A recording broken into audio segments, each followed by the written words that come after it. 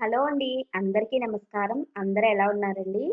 అయితే కార్తీక మాసంలో మొత్తం అన్ని రోజులు కూడా మీరు పూజలు చేయలేకపోయినా, కనీసం ఒక్క రోజు చేసినా సరే మీకు ఫలితాలైతే ఉంటాయండి. మనం ఎప్పుడూ కూడా బిజీ లైఫ్‌లో మొత్తం ఎలాగో చేయలేం కదా అని చెప్పేసి మొత్తానికే మానేయకుండా కనీసం పర్వదినాలుంటాయి కదండీ! అంటే కార్తీక మాసంలో అన్ని పర్వదినాలే చెప్పాలంటే. అందులో ఇంకొన్ని కొన్ని ఉంటాయండి. సోమవారాలు, అదేవిధంగా ఏకాదశులు, ద్వాదశులు, కార్తీక పౌర్ణమి ఇటువంటి రోజుల్లో అయినా సరే కనీసం మీరు పూజలు చేయటము, గుళ్ళకి వెళ్ళటము, దీపాలు వెలిగించటము ఇలాంటివన్నీ చెయ్యొచ్చండి. అప్పుడు చేసినా సరే మీకు ఫలితాలైతే ఉంటాయి. మనము చెయ్యట్లేదు కదా అని చెప్పేసి మొత్తమే మానేస్తూ ఉంటామండి. సో, చేసే వాళ్ళ కోసమైతే ఇది కాదండి. చెయ్యని వాళ్ళు చేస్తే మొత్తమే చెయ్యాలేమో, ఒక్కరోజు చేస్తే ఏమొస్తుందని పూర్తిగా మానేసే బదులు, కనీసం ఒక్కరోజు చేసినా సరే మనకి రావాల్సిన పుణ్యం ఎంతో కొంతైతే వస్తుందండి.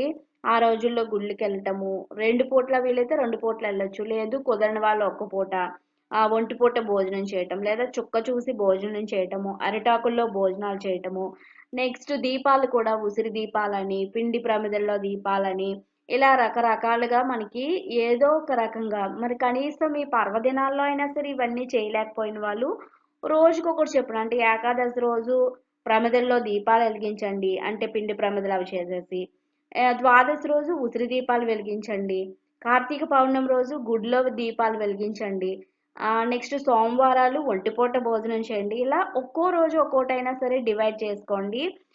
లేదా ఇంకొంతమంది ఏంటంటే ఇంకొంచెం టైం ఉన్న వాళ్ళైతే ఏకాదశి పూజ చేసుకోవటం, ద్వాదశి పూజ చేసుకోవటం, కార్తీక పౌర్ణమి పూజ చేసుకోవటం ఇలా ఎవరి వీలుని బట్టి వాళ్ళు ఎంత చేయగలుగుతారో అంత చెయ్యండి.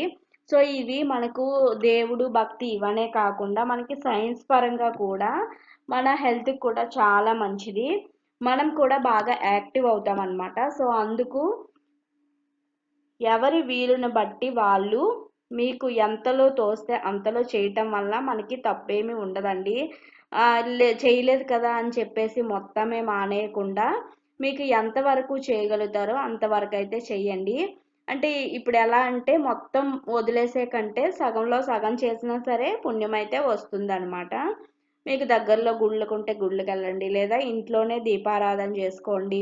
ఇప్పుడైతే మనము ప్లేట్లలో కూడా ఇంటి దగ్గరే మనము తులసి కోట దగ్గర అయినా సరే దీపాలు అరటి డొప్పల్లో కూడా వదిలేస్తున్నారు కదండి. సో, అలా అయినా చేయొచ్చు. నదులకు వెళ్ళడం అది వీలు లేని వాళ్ళు. సాయంత్రము ఉదయము 2 పూట్ల గుడికి వెళ్ళడానికి వీలు లేని వాళ్ళు ఉదయం పూట వెళ్ళండి. లేదు అది వీలు లేనప్పుడు మీకు ఎప్పుడు వీలుంటే అప్పుడు వెళ్ళండి. కనీసం కార్తీకంలో ఒక్కరోజు వెళ్ళినా సరే పర్వాలేదండి. ఎందుకంటే కార్తీక మాసంలో అన్ని రోజులు కూడా చాలా మంచివన్నమాట. ఎన్ని ఎక్కువ దీపాలు పెడితే అంత మంచిదన్నమాట. సో, దానికి తగ్గట్టుగా మీరు ప్లాన్ చేసుకోండి. సో, ఎవరైతే పూర్తిగా మాకు చేస్తే మొత్తమే చేయాలి లేదంటే లేదు అనుకునే వాళ్ళ కోసం ఈ వీడియో అనమాట. ఇంకేమైనా డౌట్స్ ఉంటే కామెంట్ సెక్షన్‌లో అడిగేసేయండి. మన ఛానల్ ఫస్ట్ టైం చూసిన వారైతే సబ్స్క్రైబ్ చేసేయండి. Thank you so much for watching. నమస్తే.